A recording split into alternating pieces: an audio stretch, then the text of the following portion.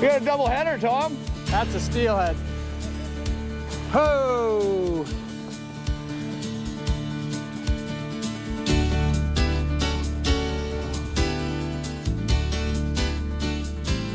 Welcome to the Orvis Guide to Fly Fishing.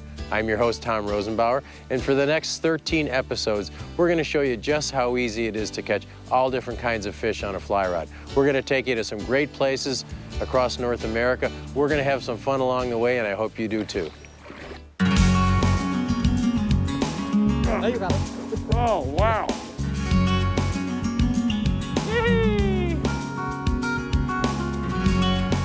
I know, you're so tame when you've been caught. Because this is the weight you cast.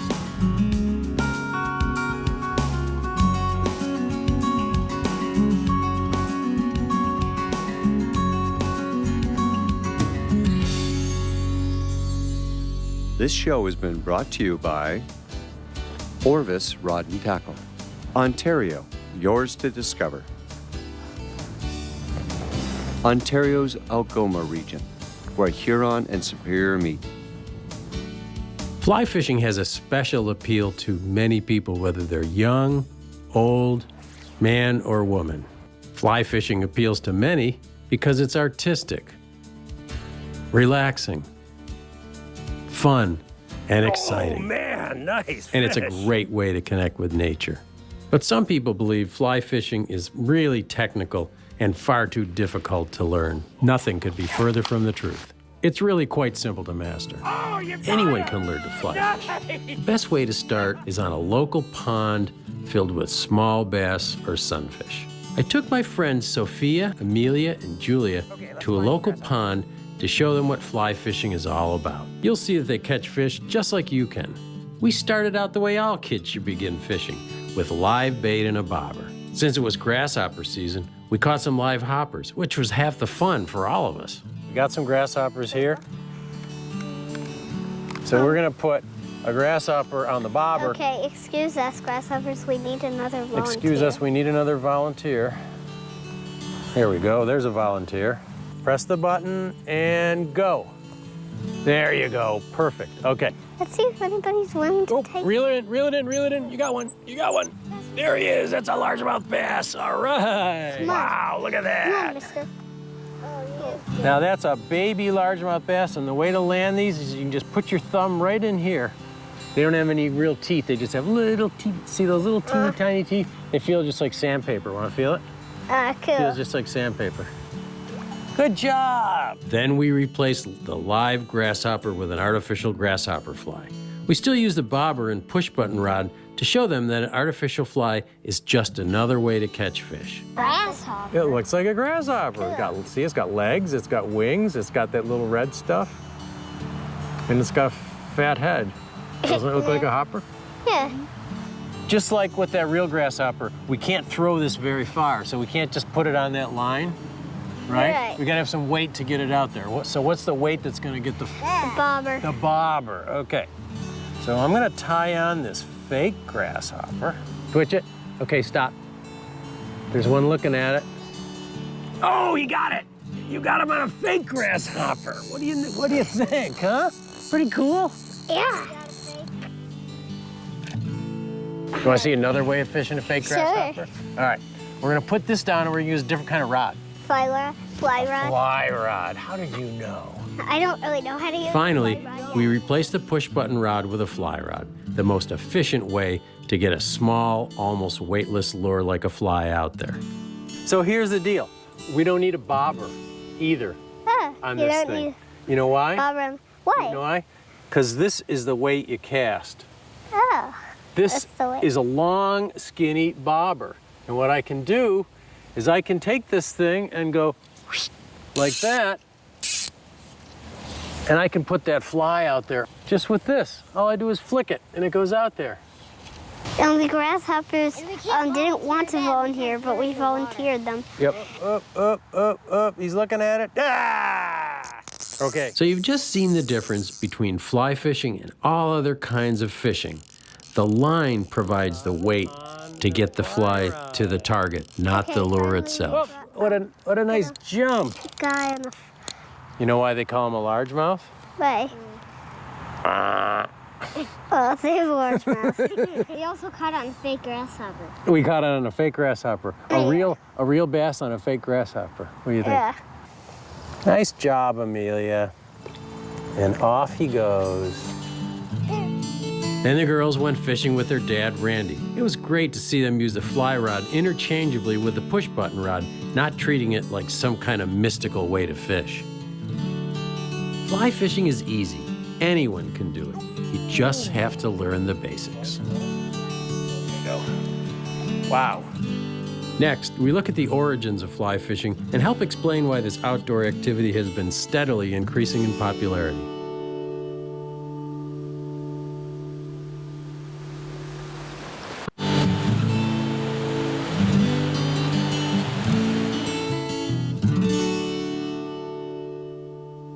Fly fishing has been around for quite some time.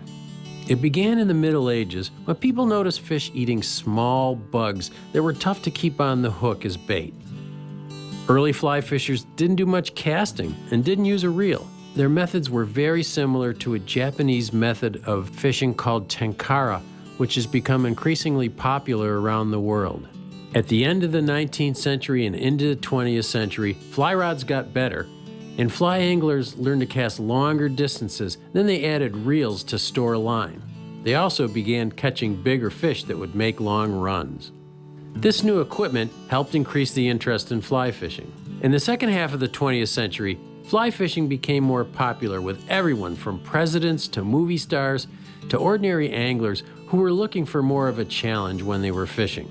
Fly fishing was suddenly the new and exciting way to catch fish. Best of all, the sport expanded from being just for trout to saltwater fish and warm water species like bass and pike. At the American Museum of Fly Fishing in Manchester, Vermont, the history of fly fishing is well chronicled. If you get a chance to visit the region, I highly recommend you spend some time in the museum. It really is fascinating. All this old equipment is really neat to see, but what do you really need today to get started in fly fishing?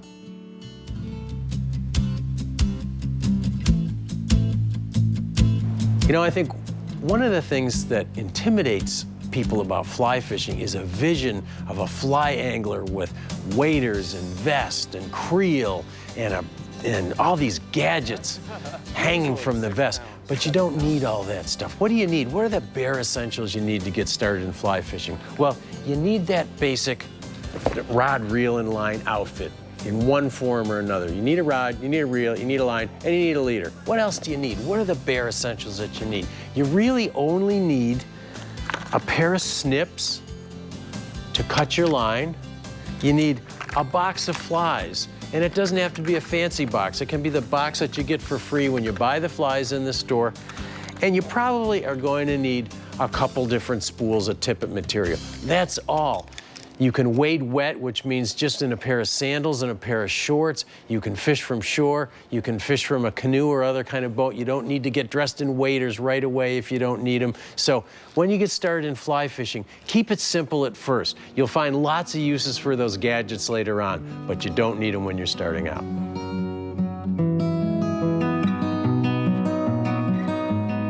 You need a rod, a reel, and line, just like any other kind of fishing. But a fly rod bends in a specific way so that it can put the fly where you want it, but also to play a fish without breaking your leader. For much of fly fishing, the reel is simply a device to store line, and you retrieve and otherwise manipulate the line with your hands.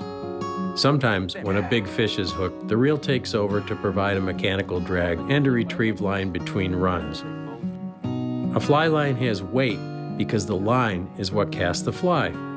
A fly line can float or sink, but for now we'll stick with a floating line, which is by far the most common type. Between the line and the fly is a leader, made from regular monofilament fishing line that has been specially tapered to present the fly properly.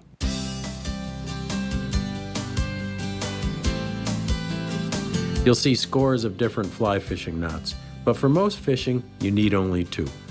One to tie the fly to the leader and another to tie two pieces of leader material together.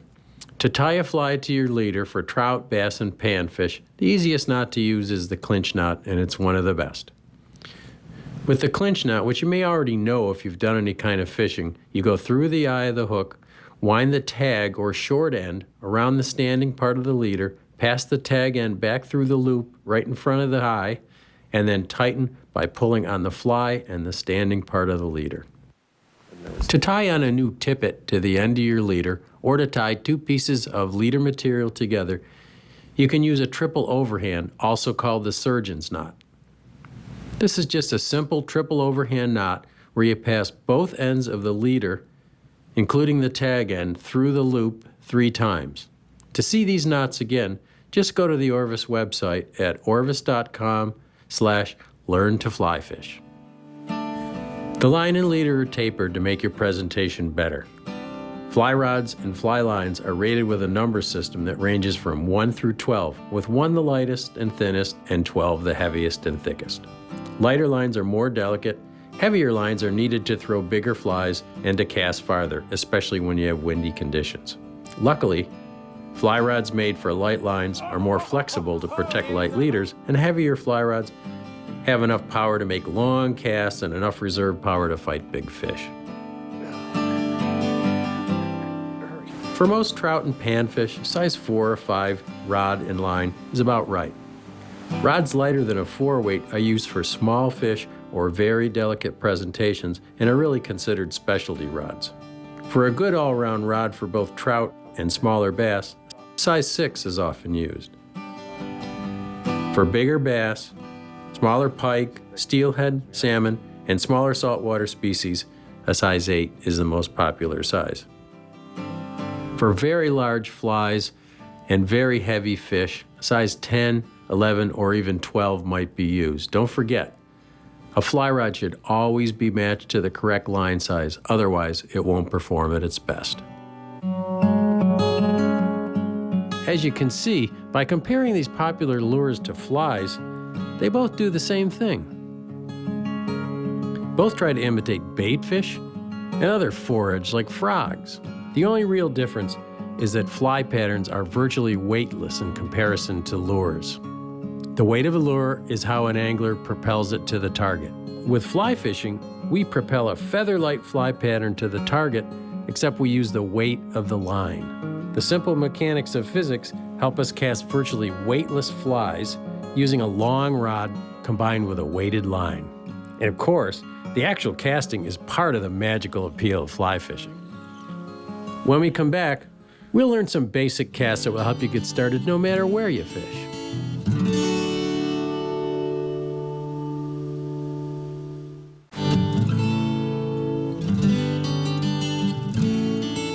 Casting is one of the great aspects of fly fishing. Many find the rhythmic motion is relaxing and even therapeutic.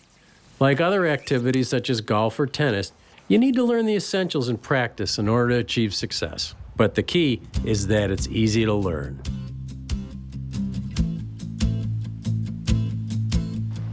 I can't think of a better person to introduce the basics of casting than my friend Pete Kutzer. Pete's an instructor at the Orvis Fly Fishing Schools and has taught thousands of people to cast a fly rod. He truly loves teaching, and his enthusiasm is infectious. Hi, I'm Pete Kutzer from the Orvis Fly Fishing Schools. And if you really want to catch fish, the first cast you got to learn how to do in fly fishing is a reverse double mocha spiral cast. Just kidding. All fly rods basically need 3 things in order to work. The first thing they need to do is they need to bend. When that rod bends, we call it loaded. It's loaded with energy, essentially. The next thing that rod needs to do is come to a very abrupt stop. That's going to transfer the energy from the rod into the line, getting that line to roll out. When we cast, we need to make this rod bend and stop twice. Bend and stop, bend and stop. Once behind us, and then once again in front of us. The third thing we need to get this fly rod to do is we need to get that rod tip that I'm pointing right at you to move in the straightest line possible. Straight to the back cast and straight to the forward cast. If I get that rod to move straight back and straight forward, the line is going to travel straight back and straight forward. If I travel in an arch, come up then down, that's going to send that line down into the ground or into the water and down into the bushes behind you. So just think bend and stop, and travel in that nice straight path. When we're traveling in that straight path to a stop on that back cast and that straight path to a stop on the forward cast, we have to make sure that we pause in between those two casts and let that line roll out behind us. Just as that leader is about to straighten out that thin, clear piece of line, then we can begin our forward cast. When we're casting though, we can move in a straight path virtually wherever you want. You can make a straight path up over your head. This is kind of a classic trout style of casting. You can make that straight path more out to the side. This is more common in some saltwater situations. Or let's say you're in a tricky situation where you have to cast underneath a bush or underneath a tree, we can make a low angle cast. Down here and get that fly out underneath something. So that straight line can be at any angle we want around our body. When we make that straight path back and that straight path forward, we have to stay in that same straight plane. What we don't want to do is get a curl around our body behind us or around our body out in front of us. We want to stay almost as if there was a wall out there to the side in that nice straight line back and forward.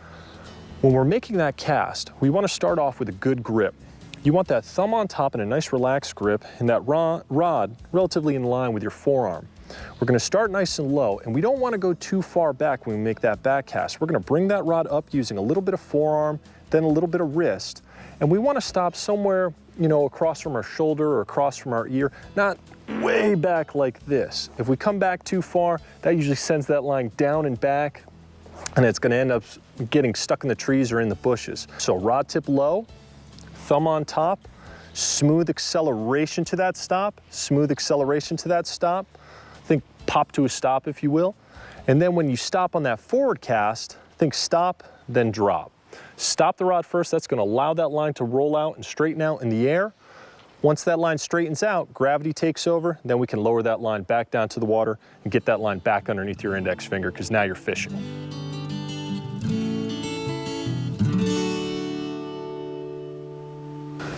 Sometimes when we're casting, we have very limited back cast space. We can't make that complete back cast and send that line behind us. We might have an obstacle behind us, like a tree, a rock, some bushes, maybe another angler.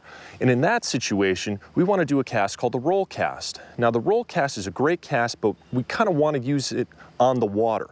We need to set up an anchor point and what we call a D-loop. This is very common, you'll hear this a lot in spey casting. The D-loop is this little bit of line here behind me, right here.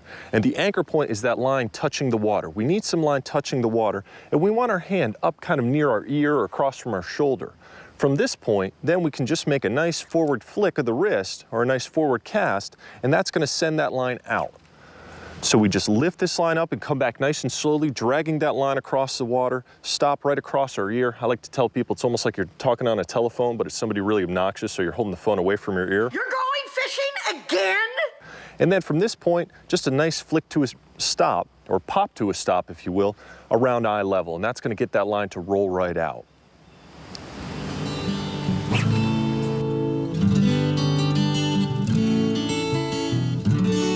When we shoot this line, we want to have good timing. We want to make sure that we're releasing that line at just the right moment. And there's a couple different ways you can do this. You can see it or you can feel it. To see it, what you're looking for is that nice loop rolling out in front of you. As soon as you see that loop, that's your visual indicator on when to shoot the line. See the loop, then you can release that line and start to shoot it. If you want to feel it, you can feel that rod come to that good abrupt stop. Come to that nice stop, then release that line. So you can see it or you can feel it. If your timing is off, if you release that line too soon, what can happen is that line can wrap around your arm, wrap around your rod, and it won't shoot out very nicely. So we want that good timing and release that line after we stop. Make sure when you're releasing that line that you feather it through your hand. You don't want to just let that line go and then strip it back in before that line gets straight. So just think, open that bail, hold that line in your other hand, your non-casting hand, make that nice stop, feather it through your hand, back underneath that finger, closing the bail, then we can strip that line back in. Remember, keep that rod tip nice and low. Every other cast you hear about in fly fishing is a variation of either the pick up and lay down cast or the roll cast, as we've seen here. And you'll use these casts more often than any others. Practice these, as often as you can, and you'll have a lot more fun fishing with a fly. People love fly fishing for many reasons. For some, it's a connection they feel with nature.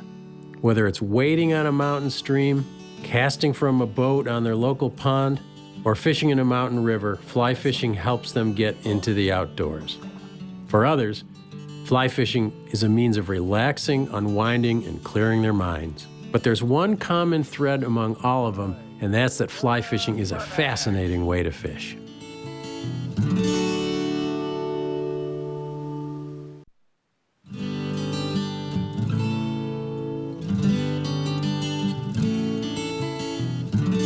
Fly fishers have to completely clear their minds in order to focus on the task at hand, which is fooling a fish. You have to forget everything about home, worries about money, life, or full-time job.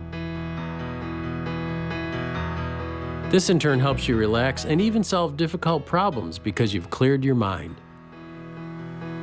Don't be intimidated by fly fishing. It's just another way of fishing. Some people make it complex because they enjoy it that way.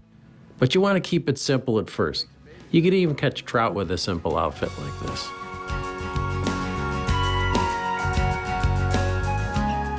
You've just seen how easy fly fishing can be, and the principle is really the same, whether you're fishing for trout, bass, bluegills, pike, bonefish, or even marlin or sailfish. You've got a rod, a reel, a line, and a fly. It's just another form of fishing.